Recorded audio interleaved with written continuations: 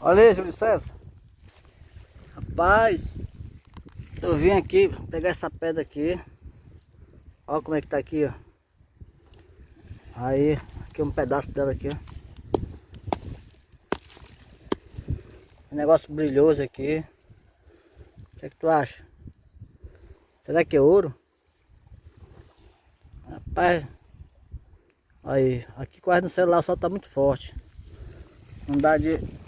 Mas tem muita coisa que brilha aí.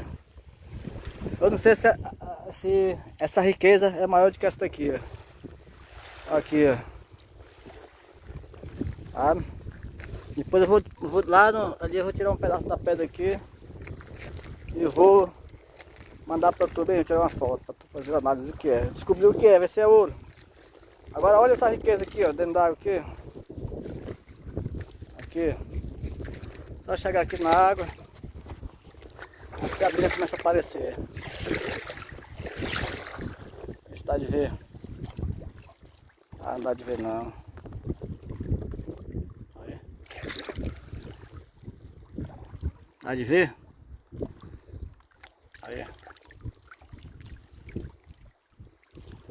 Essa aqui é a riqueza grande da natureza.